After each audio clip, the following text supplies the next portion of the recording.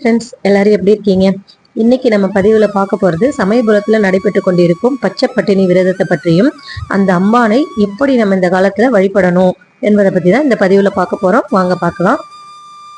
நம்ம எல்லாருக்கும் ஒரு தாயாக இருந்து உலக மக்கள் எல்லாருக்கும் வேண்டியதை வழங்கக்கூடிய தெய்வமாக அற்புத சக்தியாக விளங்கக்கூடிய மகமாயி தான் இந்த சமயபுரத்தம்மன். நமக்கு ஏதாவது ஒரு தேவை இருந்ததுன்னா நம்ம பட்னியா இருந்து கடவுள்கிட்ட விரதம் இருந்து வேண்டிக்கிறது வழக்கம். ஆனா இந்த வழக்கத்தை அப்படியே மாற்றின ஒரே தெய்வம் சமயபுரத்தால் மட்டும்தான்.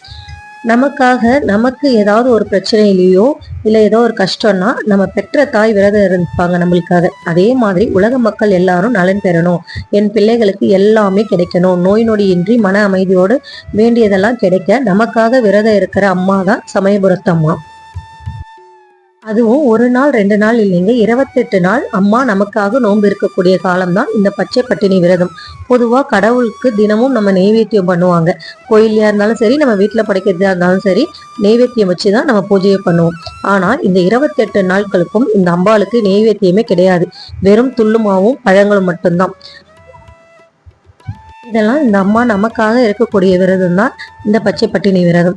இந்த விரதம் எப்ப ஆரம்பிக்கிறதுனா மார்ச் 8ஆம் தேதி தொடங்கி ஏப்ரல் 4ஆம் தேதி வரைக்கும் இந்த இந்த விரதம் இருக்கும். நான் இந்த பதிவை கொஞ்சம் லேட்டாக தான் கொடுக்குறேன். அதனால நம்மளால 28 நாள் கண்டிப்பா விரதம் இருக்க முடியாது. அப்படி 28 நாளும் விரதம் இருக்க முடியாதவங்க ஞாயிற்றுக்கிழமை மட்டும் விரதம் இருந்து நீங்க வேண்டுதல் வைக்கலாம். ஒவ்வொரு ஞாயிற்றுக்கிழமையும் பூச்சொரிதல் நடைபெறும்.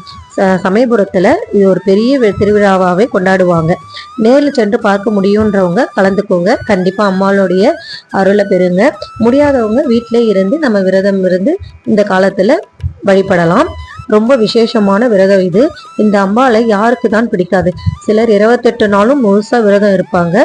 பலரால் 28 நாளும் இருக்க முடியாது.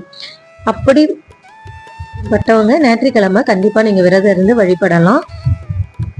ஞாயிற்றுக்கிழமையும் முடியாதவங்க வெள்ளி, சனி, ஞாயிறு, செவ்வாய் இந்த 4 நாள்ல உங்களுக்கு எந்த நாள் முடியுமோ அந்த நாள் எடுத்துக்கோங்க. இது எதுவுமே முடியாதுன்றவங்க கடைசி வாரம் பூச்சொரிதல் அன்று ஞாயிற்றுக்கிழமை எடுத்துக்கலாம். இப்படி ஆரம்பிக்கணும்னா நம்ம வீட்டுல எல்லாருக்கிட்டையுமே சமயபுரத்து அம்மன் திருவுருவப்படம் இருக்கும், இல்ல சிலை வச்சிருப்பீங்க. அப்படி இருக்கிறவங்க உருவப்படம் இல்லாட்டினா சிலை ரெண்டுத்துக்கு ஏதாவது ஒன்று எடுத்துக்கோங்க. அதற்கு நல்ல செவ்வரளி பூ மலர் சொட்டிக்கோங்க. இந்த சிலை நான் சமயபுரத்துல என் ஃப்ரெண்ட் வாங்கிட்டு வந்து கொடுத்ததுதான்.